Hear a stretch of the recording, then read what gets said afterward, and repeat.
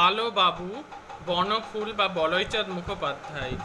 সবাই তাকে বাবু বলতো, কিন্তু তার আসল নাম আলো। চেহারা অবশ্য নামের উপযুক্ত নয়। গায়ের রং কুচকুচে কালো, মুখটি বেগুন পোড়ার মতো, তার উপর কালো গোঁফ দাড়ি, যুগ্ম ভ্রু, মাথার ঘাড় পর্যন্ত লম্বা বাবরি চুল, গলায় তুলসীর মালা, সেটিও কালো হয়ে গেছে। পরনের থানখানি অবশ্য ধপধপে সাদা, গায়ে চাদরখানিও সাদা।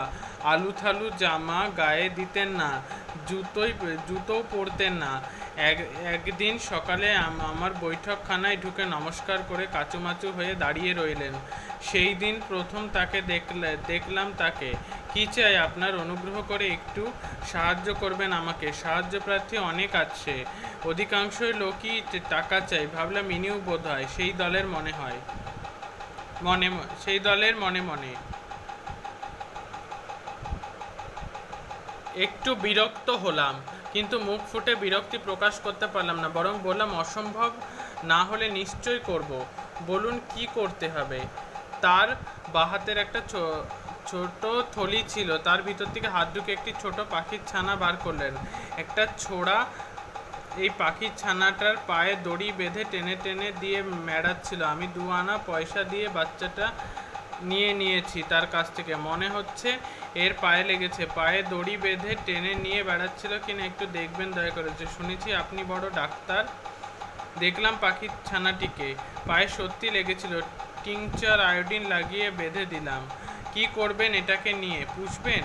না, ভালো হলে ছেড়ে দেব। জীবন্ত কোনো জিনিস পোষবার সামর্থ্য নেই আমার। ইচ্ছে খুব কিন্তু পয়সা নেই, সেই জন্য বিয়েও করিনি। কুণ্ঠিত দৃষ্টি তুলে একটু হেসে চাইলেন আমার দিকে। ও, এর আগে তো দেখিনি আপনাকে। কোথায় থাকেন? অবিনাশবাবুর বাড়িতে, দিন 7 হলো এসেছি। আর একটু কুণ্ঠিত দৃষ্টি তুলে চাইলেন। অবিনাশবাবু এখানকার নামজাদা উকিল একজন। অবিনাশবাবুদের সঙ্গে আত্মীয়তা আছে বুঝি? না, তেমন কিছু নেই। আমার এক দূর সম্পর্কের ভাগ্নির বন্ধুর শ্বশুরুনি।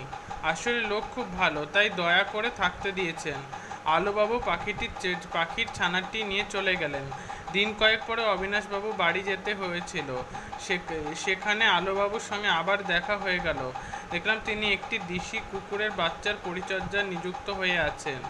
আমাকে দেখেই একমুখ হেসে বললেন, বিনয়বাবুর কুকুর এটি। কুকুর পোষার শখ আছে, কিন্তু সেবা করতে জানে না। দুটো চোখে এতক্ষণ পিচুটি ভর্তি ছিল। তুলো ভিজিয়ে পরিষ্কার করলাম। আর কুকুরকে সারাক্ষণ বেঁধে রাখলে কি চলে? ওদের সঙ্গে খেলা করতে হয়। কুকুরটার দিকে চেয়ে তার মুখের সামনের দিকে টুসকি দিতে লাগলেন। ল্যাজ নেড়ে নেড়ে খেলা করতে লাগলো কুকুরটা। বিনু অবিনাশের ছেলে, বয়স 10 বছর। অবিনাশবাবুর সঙ্গে দেখা হলো একটু পরে। বললাম, আপনার এই আলো বাবু লোকটি তো অদ্ভুত ধরনের মনে হচ্ছে। হ্যাঁ, অদ্ভুতই তো। স্নেহের কাঙাল বেচারা, গরিবও খুব।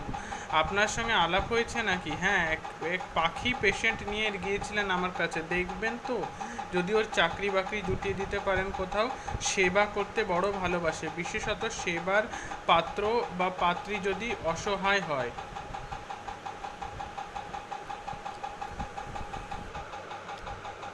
দিন কতক পরে সিভিল সার্জনের সঙ্গে দেখা হলো। একসঙ্গে কলেজে পড়ছিলাম। কথায় কথায় আলোবাবুর কথা উঠে এলো। সিভিল সার্জন বললে, এখানকার হাসপাতালে ওকে প্রবেশনার ড্রেজার করে ঢুকিয়ে নিতে পারি, তবে 10 টাকা বেশি এখন পাবে না।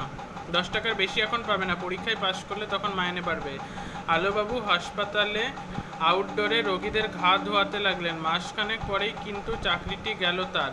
একদিন আমার ল্যাবরেটরিতে এসে শুষ্ক মুখে বসে আছেন। কি খবর? আমাকে দূর করে দিলে কেন? একটা লোকের পায়ের ঘা কিছুতেই সারছিল না। সেই আমাকে একটা ওষুধ দেখিয়ে দিয়ে বলল, ওই ওষুধটা দাও, তাহলে সেরে যাবে। ওটা লাগিয়ে অনেকেরই নাকি সেরে গেছে। দিলুম ওষুধটা লাগিয়ে, প্রায় সঙ্গে সঙ্গে লোকটা চিৎকার শুরু করে দিল। সে এক হৈ হৈ ব্যাপার। ডাক্তারবাবু এলেন। তিনি তো চোটেই লাল। বললেন, কার হুকুমে তুমি ঘায়ে কার্বলিক অ্যাসিড ঢেলে দিয়েছ? আমি আর কি বলবো, চুপ করে রইলুম। ডাক্তারবাবু আমাকে দূর করে দিলেন। আমি ওর ভালোর জন্যই ওষুধটা দিয়েছিলাম, আর ওর কথাতেই দিয়েছিলাম। আমি চুপ করে রইলাম। কি আর বলবো, সত্যি অন্যায় কাজ করেছেন।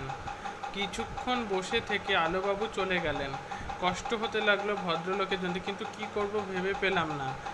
দিন কয়েক পরে অবিনাশবাবুর বাড়ি থেকেও বিদায় নিতে হলো আলোবাবুকে। শুনলাম অবিনাশবাবুর স্ত্রী দূর করে দিয়েছেন তাকে। আলোবাবু যা করেছিলেন তা কোনো মা সহ্য করতে পারেন না। তিনি এক বগলে কুকুরের বাচ্চাটা এবং আরেক বগলে অবিনাশবাবুর শিশুপুত্র তিনুকে নিয়ে একবার কুকুরটার মুখে আর সঙ্গে তিনুর মুখে চুমু খাওয়াচ্ছিলেন। অবশেষে আমি আশ্রয় দিলাম আলোবাবুকে। একদিন সন্ধ্যের পর এসে দেখলাম তিনি একটা সোলার হ্যাট বাজিয়ে গুনগুন করে গান গাইছেন।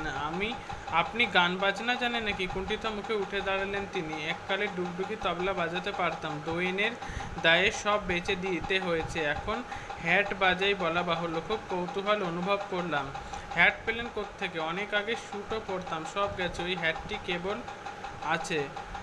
আলোবাবুর আরও পরিচয় পেলাম দিন কয়েক পরে। একদিন দেখি তিনি ছুটতে ছুটতে আসছেন। কি হলো, ছুটছেন কেন? 10টা বেজে গেছে, আমার ঘড়িতে দম দেওয়া হয়নি এখনো। রামবাবুর গাইটার বাচ্চা হয়েছে শুনে দেখতে গিয়েছিলাম, হঠাৎ শুনতে পেলাম তার বৈঠকখানায় ঘড়িতে টং টং করে 10টা বেজে গেছে। তখনই ছুটলাম। আমার ঘড়িতে ঠিক 10টার সময় দম দিই। আমাদের যেমন খাবার ঘড়ির তেমনি দম। বেচারির খেতে দেরি হয়ে গেছে আজকে। তাড়াতাড়ি ঢুকে পড়ে নিজের ঘরে। আমি একটু অবাক হয়ে গেলাম। আলোবাবুর যে ঘড়ি আছে তা জানতাম না। তার পিছু পিছু এসে একটু আড়াল থেকে দেখতে লাগলাম।